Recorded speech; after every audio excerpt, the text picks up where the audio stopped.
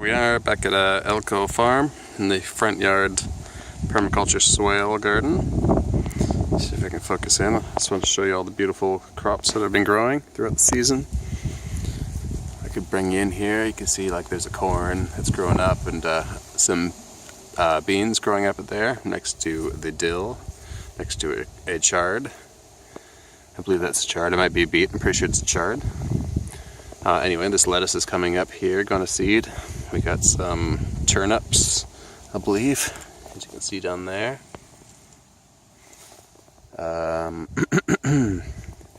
Over here we've got like some little peppers growing in, a few tomatoes, a bit crowded here, but this is cilantro. You can just see there's so much, and this is just in the tiniest little patch. I'll scroll back a little bit and you can see all the beautiful sunflowers in the distance here. I'll just scroll back around. Maybe I'll take you for a little walk and see what else we can find. So there's a few like weeds here and there that we've left. Like this is an inkweed, and this is some sort of like dandelion cousin relation. I'm not sure about that one. And I do come back and pull some of them, but you don't really need to worry too much, especially when you've got such a variety of different plants. Like here's some sort of weed. I don't recognize it, but the beans have used it as a trellis. So you can see that they're making use of this sturdy, stiff stalk plant. And as you can see, we've got lots more corn over here. And I just love it. Oh, one of my sunflowers has fallen down here. Or our sunflowers, I should say. Probably just got loose in the clay, but as you can see, it'll still probably produce. So that'll be fine. Got a tiny little cabbage head here. And this is all, the whole flats, I should say, has all been just broadcast sown. I think there may be a few transplants here and there, but mostly it's just been throw sown.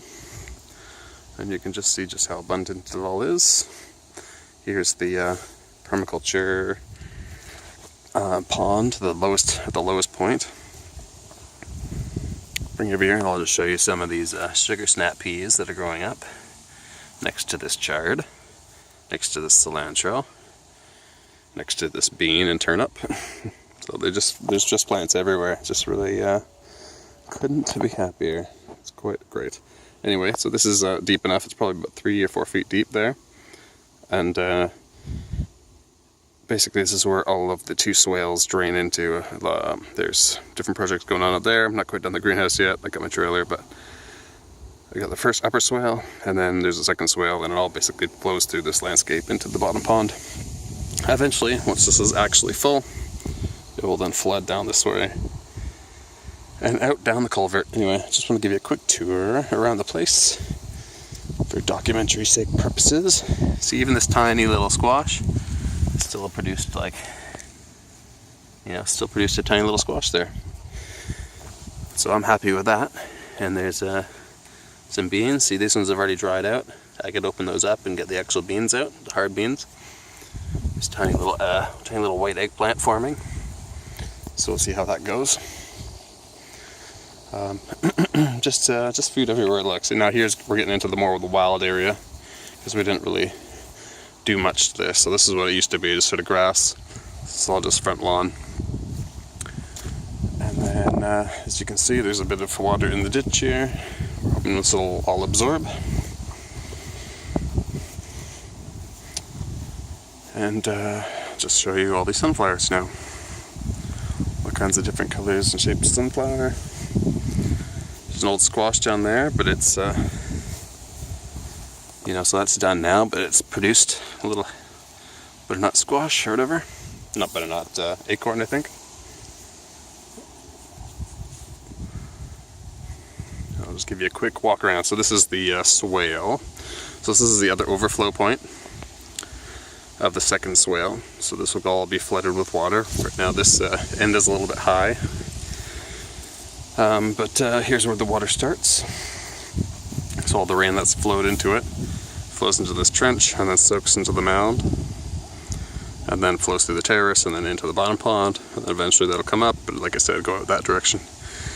But this, on the actual growing mound itself, is where most of the fertility lays. You can see there's a bunch of beans hanging all across this log here, lots of tomatoes, and there's a broccoli, lots of corn in there, lots of tomatoes. These are all radish that have gone to seed, so this is all radish seed. We've got broccoli in here. You can see there's a lot of tomatoes, some of them being sort of stepped on and taken by chickens, but it's alright, we'll hopefully get to those eventually. And you can see just like how big some of these tomatoes are. You can see them all from a distance. Anyway, I'll give you a quick view of the upper pond. This is the first swale and the small pond, and then that one overflows at the end of this one into here, including the overflow from the third pond, which I will show you as well.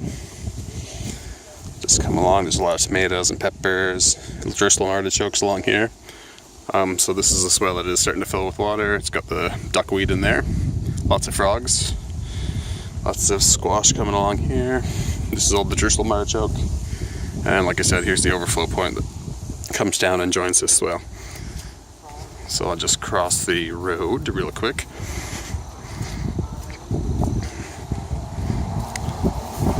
And it appears there's a pallet and a log down there for some reason, but that's alright. Anyway, this is the main pond, and it has like a fair amount of catchment that flows down into here, and then there's a pipe that crosses the road, comes through here and joins up. And that's how this whole garden is passively irrigated, and that's why it's grown so well with almost no effort.